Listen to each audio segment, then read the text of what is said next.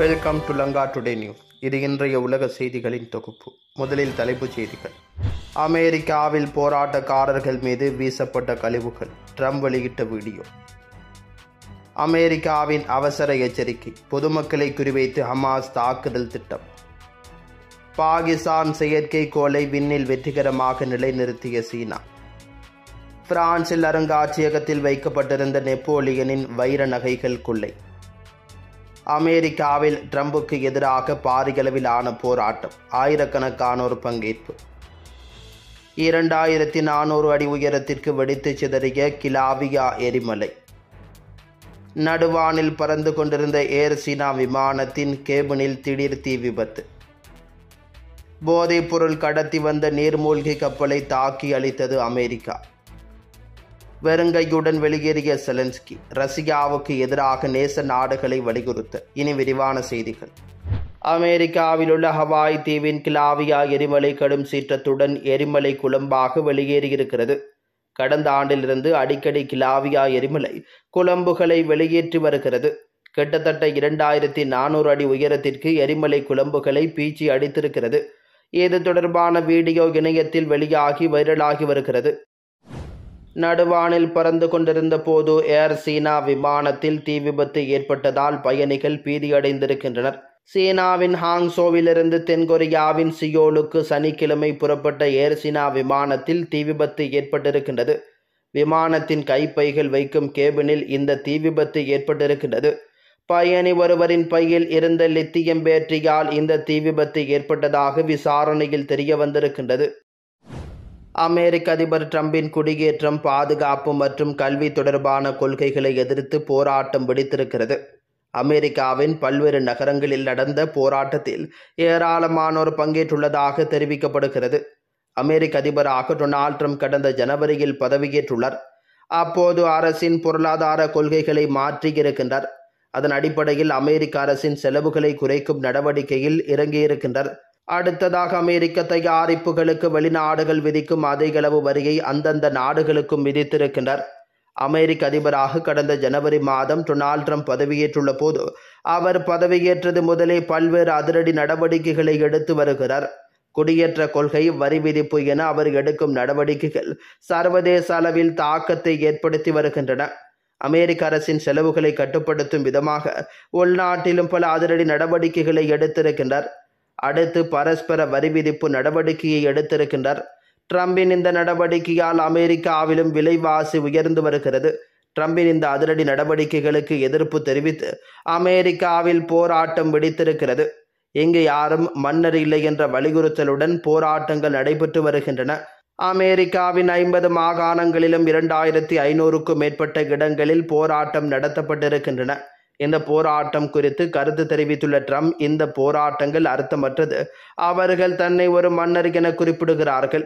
நான் மன்னர் இல்லை, அமெரிக்க மக்களால் தேர்ந்தெடுக்கப்பட்டவன். அமெரிக்க நலன்களை உறுதி செய்யவே இந்த நடவடிக்கைகளை எடுக்கிறேன் என்று பதிவிட்டிருக்கின்றார். அமெரிக்காவில் அரசுக்கு எதிராக போராட்டம் நடத்துபவர்கள் மீது விமானத்திலிருந்து கழிவுகளை வீசி அவமானப்படுத்துவது போல அதிபர் டொனால்ட் ட்ரம்ப் செய்யறிவு வீடியோ ஒன்றை வெளியிட்டிருக்கின்றார். அமெரிக்க அதிபர் டொனால்ட் ட்ரம்பின் கொள்கைகளுக்கு எதிராக Miami, Los Angeles, New York, Washington, Chicago உட்பட பல்வேறு நகரங்களில் போராட்டங்கள் நடைபெற்று வருகின்றன. நியூயார்க்கின் புகழ்பெற்ற டைம்ஸ் சதுக்கத்தில் சனிக்கிழமை காலை நடைபெற்ற பேரணியில் ஆயிரக்கணக்கான மக்கள் கலந்து கொண்டு இது மன்னராட்சி அல்ல, அரசர் யாரும் இல்லை பதாதைகளுடன் போராட்டத்தில் இறங்கியிருக்கின்றனர். அமெரிக்க பயணத்திற்கு பிறகு ரஷ்யாவை சமாதானப்படுத்துவதை எதிர்த்து வோலோடிமிர் செலன்ஸ்கி நேச நாடுகளை வலியுறுத்தி இருக்கின்றார். டோமாஹாக்கிற்காக அமெரிக்காவின் வாஷிங்டனுக்கு பயணித்த உக்ரைன் ஜனாதிபதி வோலோடிமிர் செலன்ஸ்கி வெறுங்கையுடன் நாடு திரும்பியிருக்கின்றார். டொனால்ட் ட்ரம்ப் கடந்த வார காசா அமைதி ஒப்பந்தத்தின் பின்னணி ஒரு புதிய ராஜதந்திர முன்னேற்றத்தை கண்டபோது செலன்ஸ்கி அவரை சந்தித்திருக்கின்றார். பின்னர் அவர் பயங்கரவாதிகளின் குற்றங்களுக்கு உக்ரைன் ஒருபோதும் எந்த வெகுமதிகளையும் வழங்காது, மேலும் இந்த நிலைப்பாட்டை நிலைநிறுத்த எங்கள் கூட்டாளிகளை நாங்கள் நம்புகிறோம் என பதிவிட்டிருக்கின்றார். மேலும் உக்ரைனின் ஐரோப்பிய மற்றும் அமெரிக்க நட்பு நாடுகளிடம் இருந்து தீர்க்கமான நடவடிக்கைகளுக்கு அழைப்பு விடுத்துள்ள செலன்ஸ்கி ரஷ்யாவை சமாதானப்படுத்துவதை எதிர்த்து நட்பு நாடுகளை வலியுறுத்தி இருக்கின்றார். பிரான்ஸ் நாட்டின் மன்னராக திகழ்ந்தவர் நெப்போலியன். இவர் பல்வேறு நாடுகளை படையெடுத்து தனது ஆட்சியை விரிவுபடுத்தினார். இதனிடையே நெப்போலியன் பயன்படுத்திய 9 வைர நகைகள் பிரான்ஸ் தலைநகர் பாரிஸில் உள்ள லவ்ரி அருங்காட்சியகத்தில் வைக்கப்பட்டிருந்தது.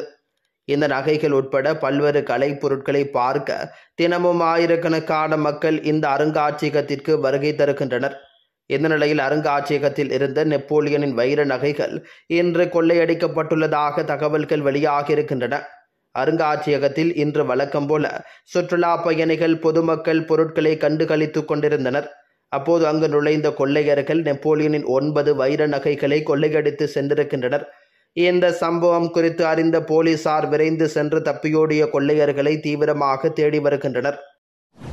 பாகிஸ்தான் செயற்கைக்கோளை சீனா விண்ணில் வெற்றிகரமாக நிலைநிறுத்தியிருக்கிறது. சீனாவின் வடமேற்கு பகுதியில் உள்ளதொரு விண்வெளி ஏவுதளத்திலிருந்து பாகிஸ்தானின் ரிமோட் சென்சிங் PRSS-2 செயற்கைக்கோள் மற்றும் சீனாவின் எர்சாட் 3-4 ஆகிய 3 செயற்கைக்கோள்கள் இன்று லிஜியான் 1Y8 ராக்கெட் மூலம் விண்ணில் வெற்றிகரமாக செலுத்தப்பட்டிருக்கின்றன. இதன் மூலம் சீனா மூலம் விண்ணில் நிலைநிறுத்தப்பட்டுள்ள 3வது பாகிஸ்தானிய செயற்கைக்கோளாக PRSS-2 மாறியிருக்கிறது. இதற்கு முன் கடந்த ஜனவரியில் பாகிஸ்தானின் PRSE-1 செயற்கைக்கோளும் அதனைத் தொடர்ந்து PRSS-1 செயற்கைக்கோளும் சீனாவிலிருந்து விண்ணில் வெற்றிகரமாக செலுத்தப்பட்டது குறிப்பிடத்தக்கது. பாகிஸ்தானுடன் விண்வெளி ஆராய்ச்சியில் ஒத்துழைப்பை வலுப்படுத்தும் சீனாவின் நடவடிக்கைகளின் ஒரு அங்கமாக இது அமைந்துள்ளதாக கூறப்படுகிறது. கரீபியனிலிருந்து அமெரிக்காவை நோக்கி வந்து கொண்டிருந்த போதைப்பொருள் கடத்தல் நீர்மூழ்கி கப்பலை அமெரிக்க இராணுவம் குண்டு போட்டு அழித்ததாக டொனால்ட் ட்ரம்ப் தெரிவித்திருக்கின்றார். இது தொடர்பாக தனது சமூக வலைதள பக்கத்தில் ட்ரம்ப் பதிவிட்டிருப்பதாவது: அமெரிக்காவை நோக்கி வந்து கொண்டிருந்த போதைப்பொருள் கடத்தல் நீர்மூழ்கி கப்பல் அழிக்கப்பட்டுள்ளது. எனக்கு கிடைத்த மிகப்பெரிய மரியாதையாக கருதுகிறேன். இந்த கப்பலில் பெரும்பாலும் பென்டானைல் மற்றும் பிற சட்டவிரோத போதைப் பொருட்கள் இருந்ததை அமெரிக்க உளவுத்துறை உறுதிப்படுத்தி இருக்கிறது. இந்த தாக்குதலில் 2 பயங்கரவாதிகள் கொல்லப்பட்டதாகவும் அவர் தெரிவித்திருக்கின்றார். 2 உயிருடன் மீட்கப்பட்டுள்ள நிலையில் அவர்கள் ஈக்வடார் மற்றும் கொலம்பியாவுக்கு விரைவில் திருப்பி அனுப்பப்படுவார்கள். இந்த போதைப் பொருள் நீர்மூழ்கி கப்பல் மட்டும் அமெரிக்காவுக்குள் வந்திருந்தால் 25,000 அமெரிக்கர்கள் உயிரிழந்திருப்பார்கள் என்று ட்ரம்ப் பதிவிட்டிருக்கின்றார். கடந்த மாத தொடக்கத்தில் இருந்து கரீபியனில் போதைப் பொருள் கடத்தி வரும் நீர்மூழ்கி கப்பல்கள் மீது அமெரிக்கா நடத்திய 6வது தாக்குதல் இதுவாகும். கொலம்பியா அதிபர் கஸ்டாவோ பெட்ரோவும் இந்த தகவலை உறுதிப்படுத்தியிருக்கின்றார்.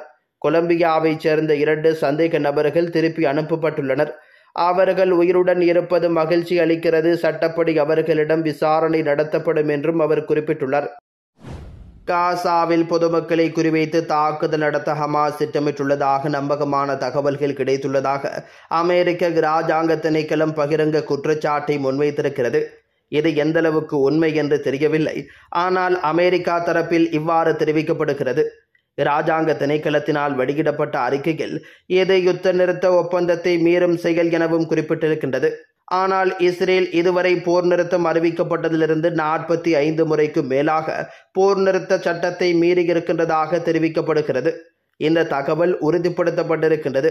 இந்த திட்டமிடப்பட்ட தாக்குதல் மிகுந்த சிரமத்திற்கு மத்தியில் மத்தியஸ்தர்களால் எட்டப்பட்டுள்ள குறிப்பிடத்தக்க முன்னேற்றத்தை பாதிக்கும் என தெரிவிக்கப்பட்டிருக்கின்றது. தாக்குதல் குறித்து இராஜாங்க அமைச்சினால் வெளியிடப்பட்ட அறிக்கையில் மேலதிக விவரங்கள் வெளியிடப்படவில்லை. ஹமாஸ் மற்றும் இஸ்ரேலுக்கு இடையான யுத்த நிறுத்த ஒப்பந்தத்தின் முதல் கட்டம் தற்பொழுது செயல்பட்டு வருகிறது.